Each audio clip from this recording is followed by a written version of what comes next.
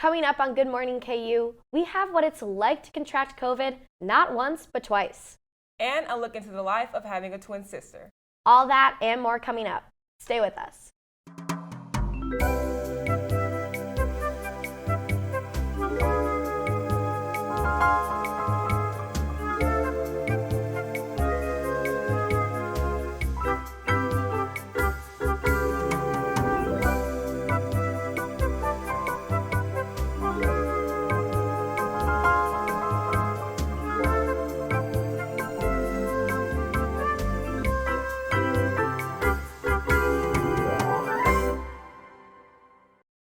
Welcome to Good Morning KU. I'm Jenna Wilson. And I'm Emily Johnson.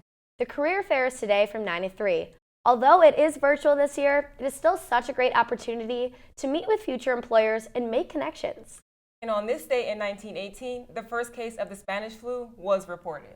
That's kind of crazy just because now we're in another pandemic almost 100 years later. Absolutely. It's kind of bizarre how history seems to almost rewrite itself like years later. And it's even more outrageous to think that we've been in a pandemic for about a year now. True, we're rounding up on a year anniversary coming Yes. up in a couple of weeks, which is really bizarre to think about where we were a year ago today, thinking that you'd still be in the same situation, honestly. For sure. Nonetheless, we've been getting some nice weather this week, Emily. I don't know about you, we've been getting mid-60s. It's kind of make me want to get out a little bit and go do something. You have any plans for the weekend? Honestly, just enjoying the weather, like you said. I feel like because of the pandemic, everyone's kind of been inside and because of the cold weather. And so I think just getting any time outside, whether it's going for a walk, enjoying time with friends outside, just being able to finally enjoy the spring weather is going to be great. What about you? Yeah, of course I still want to take precaution and everything, but I do have plans to maybe go outside, get a nice little workout in at the park, but that's about it. Great, yeah, it's going to be great. I think, honestly, all of Lawrence, I think, is going to be really enjoying the weather and just kind of soaking up that sunshine. Yeah. Nonetheless, being in quarantine with COVID is never easy. Our own Alexander Worth is currently in quarantine for the fourth time since the pandemic began a year ago. Here's his story. As the 1 year mark of the pandemic approaches, what's a better way to celebrate than getting COVID for the first time? What about getting COVID for the second time? That's what I'm currently dealing with as I spend another 2 weeks in quarantine. Luckily, I'm not alone. I would say here in Lawrence, there are a handful of people that are in your same boat. People who had summer COVID definitely appear to have lost their immunity. One of those people is my roommate Jake. I spoke to him about his second bout with the coronavirus. I suppose it's nice that I probably won't have to worry about it again for a little while. Hopefully I'll be getting the vaccine early this summer. I am not too afraid of getting it myself. My only fear is giving it to someone else. His mindset might help slow the spread of the virus as 120,000 college students have tested positive since January 1st. The University of Kansas has reported just 165 cases in that same time frame. College students are being felt to be an outlying group because you have, between your living situation and your classes, and sometimes your job or extracurriculars, you are forced to be in contact with more people. And the numbers don't lie. These graphs, courtesy of Johns Hopkins University, show just how hard Douglas County has been hit by the virus. 15 to 24-year-olds have been hit especially hard with over 32,000 positive tests. For those of you who might be battling quarantine boredom in the coming days and weeks, here are some of the things I did to help myself pass the time. Looking at a screen, doing laundry for fun, looking at a bigger screen, staring longingly out the window, looking at an even bigger screen, spinning around in a chair, or even staring at a wall. But whatever you do to pass the time, always do what you can to keep yourself and others safe and healthy. Dr. Saripalli did tell me that come April or May, there is hope that young, healthy adults might be able to get the vaccine, which could give our lives some sense of normalcy again. In quarantine, Alexander Worth, KUJH News. Thank you, Alexander. We hope you're doing better, and we cannot wait to have you finally back in the studio with us.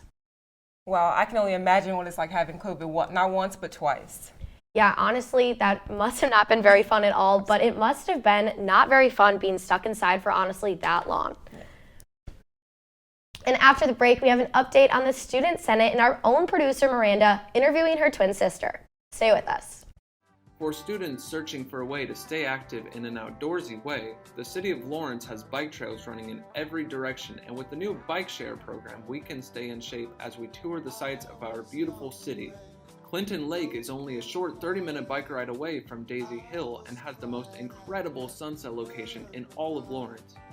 Walking campus may give you the KU calves, but biking can give you the KU thighs. Bike Lawrence today.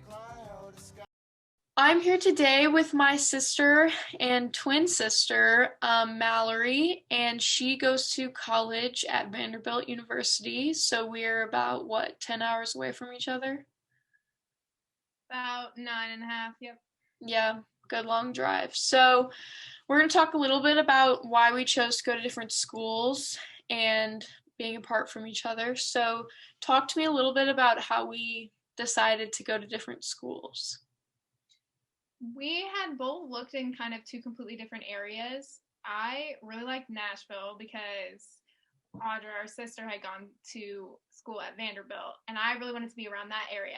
So I kept visiting all these schools in the Kansas area, and I just didn't like any of them. I knew where I wanted to go, and then you committed to Kansas, KU, and I was so mad because you hadn't picked a school that was anywhere close to where I knew I was going to go. But I know that our mom and dad were super nervous. They told me basically, we're going to go look at 1 million schools near that area because we just don't think that you guys are going to be okay apart. And again, we looked at more and I didn't like them. So I said, I want to go to Nashville. That's where I want to go. It's going to be fine. We're different enough. And I found Lipscomb University. And I said, this is exactly where I want to go. And then I was there for a year and I didn't like it. It was not a match for me. And I knew deep down that I really wanted to go where Audra went at Vanderbilt. And so I just was like, well, if I apply and maybe I'll get in. And I got in and here we are. Why do you think, us going to different schools actually worked for us? Because a lot of twins, that's, the most terrifying thing for them is when they start actually growing up and, living their own lives. We just didn't really seem to have a lot of the same friends. I just kind of could tell that the friends that were your best friends, I just didn't get along with them as well, which makes sense because we're very different people. So then I felt kind of like this was the opportunity for me to just find myself and go where I think I fit in the best. And if that happens to be 9 hours away, then that was okay with me. What is the best part of us being in separate places and the worst part about being in separate places? I can definitely go with the worst part, which is us not being together and getting to hang out all the time. Because I do miss that. I miss, my best friend being right there. I can just call you about anything random. So we just end up calling each other at the weirdest times, not always getting a hold of each other, but it's because I had this one story that I just had to tell you, or I just had to tell you something. So I do miss that, you just being right there. And then probably the best part is finding where, I don't want to kind of repeat the same thing, finding where we fit in the most. I feel like we've each individually thrived because of the choice that we made. We were going for completely different things. You're going for journalism, I was going for math, and I think that being separated has helped us to really, again, thrive in exactly what we're doing now. I want to do math here in Nashville. It fits. This is kind of the town where I could find a cool financial job. And you're able to be in Kansas and have the best journalism degree that you can get. And you wouldn't have found that here. So you're able to thrive there. Yeah. I feel like you and I have definitely benefited from the ability to be our own person. We started doing that a lot in high school, but college, it's we have some people don't even know I'm a twin. Most people don't. Most people don't even know who you are unless they're my closest friends. Then they've met you maybe once or twice. Do you have anything else you want to add? I would recommend that all twins don't go to the same college. I agree. I think that especially at the college too, you get defined by that other person. When I see twins out and they're doing stuff together, they're usually getting the same degree. And it's just that you're associated with that other person. I don't feel like you have the individuality that you need to be able to be successful in your own job and in your own future. You may not hear it at first, but it's there. Our chant, rising.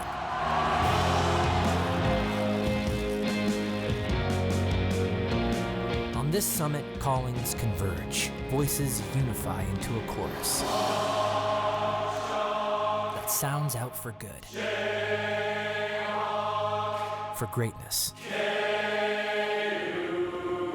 Can you hear it? Good morning. By now, I'm sure you're tired of Student Senate. Senate this, Senate that, but Student Senate matters. Their actions have consequences. They affect me and they affect you. Just last night, Senate committee leaders gifted to themselves personal stimulus checks, $500 each, while raising your fees so they can pay for themselves next year too. The senator who wrote the bill, Student Rights Chair Derek Dunn, naturally is a committee leader himself. He did this under the guise of helping low-income students make time for Student Senate, because paying himself money taken from poor students will help those poor students get into Student Senate. Congratulations, my fellow Pell Grant recipients. If you are well off enough to spend every Wednesday night in student government for a year, you can now get a $500 check to continue spending every Wednesday night in student government for another year, if you win at the end of the year committee election. Thankfully, the conflict of interest involved with giving yourself public funds was not lost on every senator, as Liberal Arts and Sciences Senator Max Lilich pointed out. I'm not saying the chairs didn't do a good job, and I should clarify that. I think the chairs have done a great job, all of them.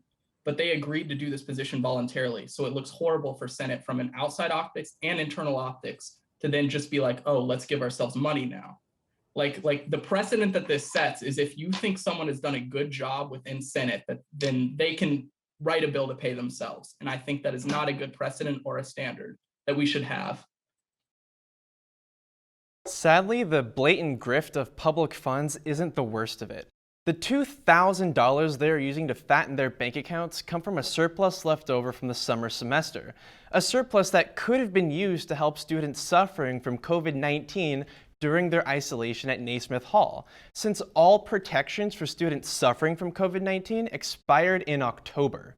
Student Senate has admitted to not even considering renewing them once. If you are a student and you catch the dangerous airborne contagion that shut down the world, Student Senate has decided you don't deserve help. If you need tampons, toiletries, or food, you're paying KU dining prices. Prices such as $5.50 for a bowl of cereal in the morning or an $11.50 salad for dinner. They could have helped you, but they chose themselves. The bill passed 17-5. Student Senate could have helped the most vulnerable among us. Student Senate chose greed. After this break, we'll be back with the news.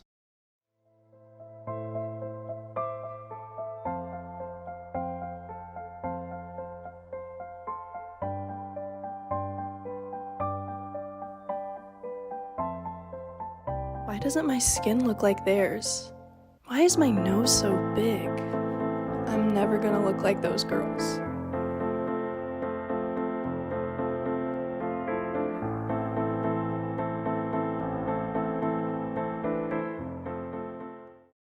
Good morning, I'm Mara. And I'm Noah. This is your Good Morning KU News Update. President Joe Biden has agreed to change those that qualify for stimulus checks under the new $1.9 trillion COVID relief bill. The proposed change means that individuals that make over $80,000 or households that exceed an income of $160,000 are unable to receive stimulus checks. The new income caps are lower than those passed by the House a week ago.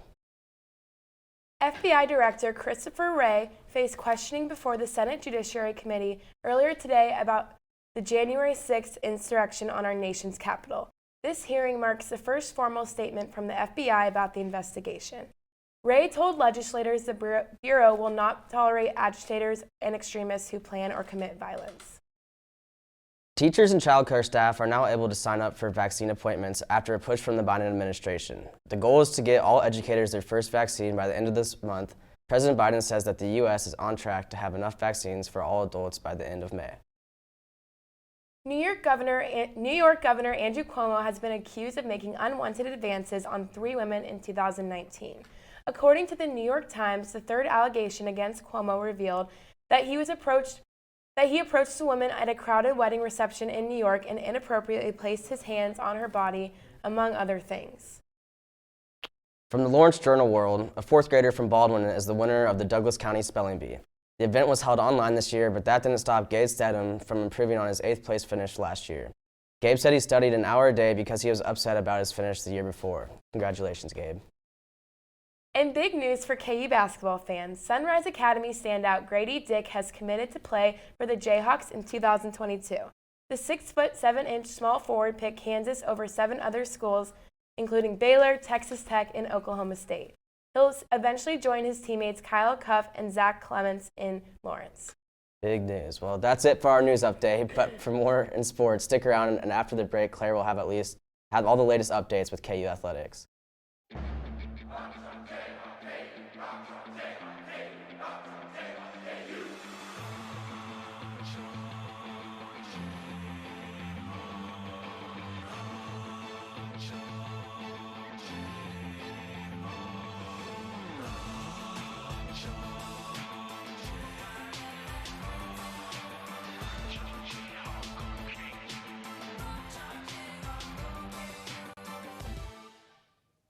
Welcome back. I'm Claire with your Jayhawks Sports Update. Still enjoying their win on Saturday night against Baylor, the Jayhawks return to Allen Fieldhouse tonight to take on UTEP. KU concluded the Big 12 season with a 12-6 record and will play a non-conference foe in order to keep sharp before the postseason begins. Coach Self was pretty happy with how the Jayhawks finished this season.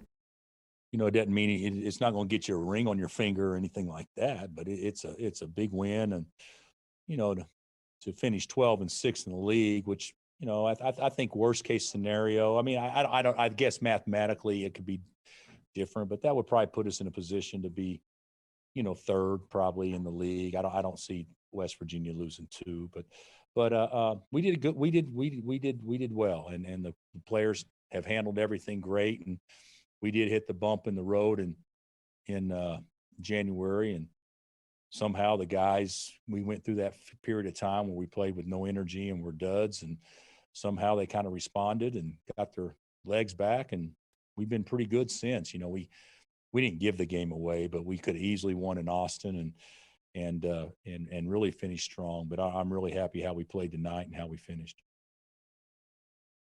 After last-minute defeats, the women's team completely collapsed in a 30-point loss to Iowa State last night in Ames. After a close first quarter, the Cyclones dominated the rest of the game for an 83-53 win.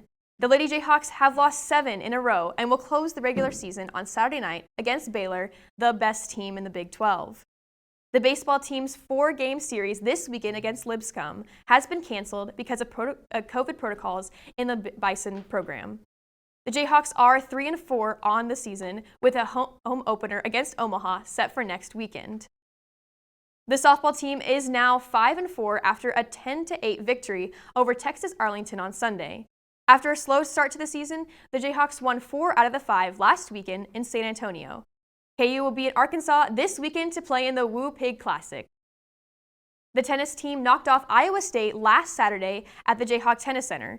After winning the double points, the team split their single matches, giving KU a 4-3 victory.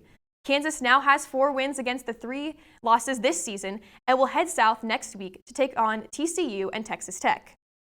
The swim and dive team finished in 2nd place at the Big 12 Championship, behind Texas. Senior Manon Manning led this way to the conference champ in the 200-yard backstroke.